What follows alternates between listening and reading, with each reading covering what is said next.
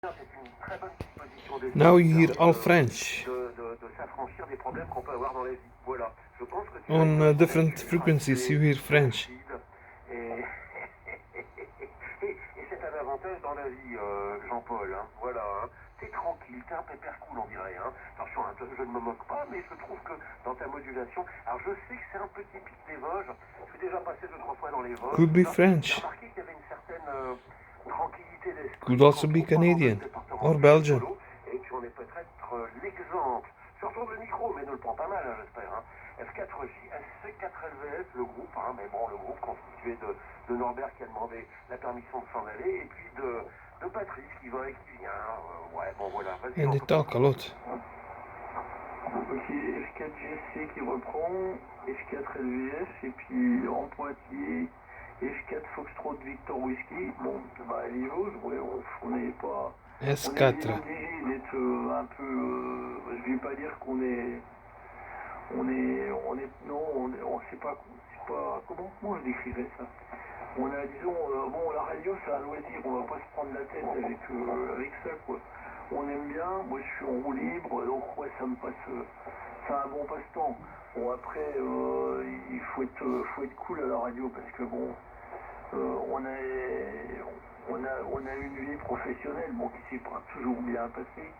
On en avait des collègues, on en avait des bons, on en avait des moins bons. Il y en avait, on les voyait pas, ça allait tout aussi bien. Mais bon, on est obligé de faire avec tout ça. Puis bon, c'est vrai qu'il y a il y a plein de problèmes. Il y a toujours plein de problèmes, mais finalement, bon, on n'est pas, disons, nous, on a la chance d'habiter, bon, un pays, bon, on n'est pas, pour le moment, dans mon coin, on n'a pas de grosse catastrophe, on a à peu près la santé. Bon, je trouve qu'on n'a pas trop. On n'est pas vraiment, on n'est pas les plus à plaindre, voilà ce que je dirais. Et puis bon, on est obligé de toute façon de prendre les choses calmement parce que ça sert à rien de courir. En général, on fait que des conneries. On oublie quelque chose ou en général, quand c'est fait trop vite, c'est pas bien fait.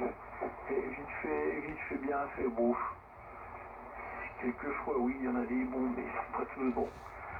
Je retourne le micro au Claude F4LVF de F4GSC et puis on laisse toujours un petit blanc au cas où.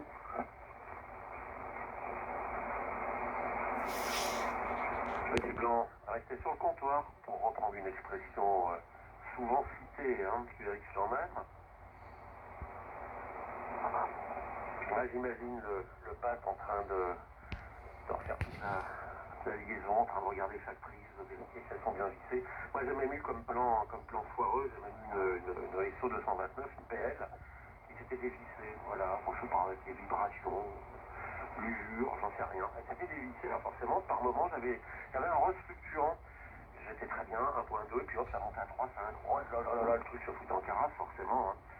Et pas une vicieuse, mais bon, voilà. J'en ai une autre de panne qui est assez bizarre. Une drôle de panne. Enfin, c'est une panne, c'est très gênant.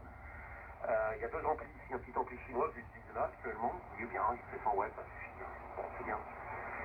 Et un gros ampli que j'ai fabriqué moi-même, qui fait à peu près 1200 watts en pointe, ça dépend. Bon, voilà, un MOSFET, gros engin. C'était la réalisation de l'hiver dernier, j'avais passé tout mon hiver là-dessus, à travailler dans le garage, en dépit des températures assez froides de l'époque. J'avais les doigts blancs, je m'en souviens, lorsque je sciais, je découpais, etc. Bon, bref, l'ampli fonctionne, c'est déjà pas mal. Toujours la plupart des bandes, il y a des bandes, bon, ça ne passera jamais. Hein. Le 10-11, c'est pas la peine. Le filtre LPF le refuse. J'ai pas compris, bon, il y a peut-être une bobine qui a cramé là-dedans, j'en sais rien. Enfin, tout ce qui est 40, tout ça, ça marche, ça sera allègrement 900, 1000 watts. Alors que bon, de toute façon, ça ne sert à rien. On n'a pas le droit, mais qui peut le plus, peut le moins, et encore, c'est pas le cas. Un ampli de 1000 watts, si tu l'utilises pas à 1000, imaginons que tu te dis, tiens, je vais pas trop le solliciter, je vais tirer 200-300 watts, comme ça je suis dans les limites légales, il ne chauffera pas. Et ben tu vas te rendre compte qu'il va chauffer ce salopard parce qu'il n'est pas à son mode de fonctionnement nominal. Voilà. Au niveau de la dissipation thermique, tout ça, les transistors ne vont chauffer plus que si tu les sollicitais davantage. Bon, ça c'était la petite histoire. Qu'est-ce qui m'arrive comme problème? Et ben quand je branche mon TRX, mon petit Hermès sur l'ampli, ça fonctionne, ça commute. Quand je suis comment dirais-je, à une puissance drive de maximum de 10 watts, et ben j'ai un très bon range de sortie. Je sors mes 900, 1000 watts, c'est parfait, hein, parfait, parfait. Et quand je commence à diminuer le drive en me disant, bah justement, j'ai pas besoin d'une telle puissance, évidemment, j'ai pas le droit. Donc je diminue mon drive, on dirait à 4 watts, uniquement pour sortir 300 ou 400 nécessaires, si tu veux, pour établir le faisceau. Et ben là, mon ROS s'envole. Voilà. C'est marrant, ça devrait être le contraire. Donc c'est moins j'ai de drive, moins j'ai de puissance d'excitation, et plus le ROS s'affole, il est variable. Par moment, sur les pointes de modulation, il est très bas, et lorsque je parle pas, il monte à 3,5. Voilà. Et c'est marrant, et c'est le seul TRX avec lequel ça fait, parce qu'avec les autres émetteurs-récepteurs, il n'y a aucun problème.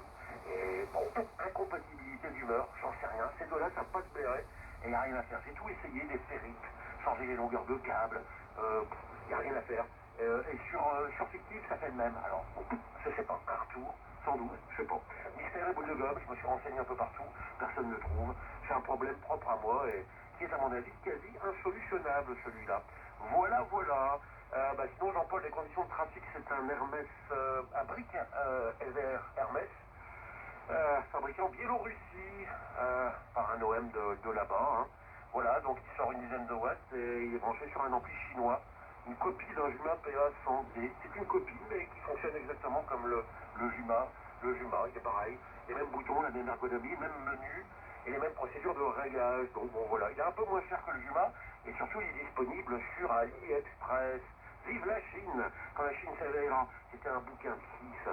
Je ne sais plus, mais c'est un bouquin des années 70. Il y a pas Durel qui s'est réveillé. Hein.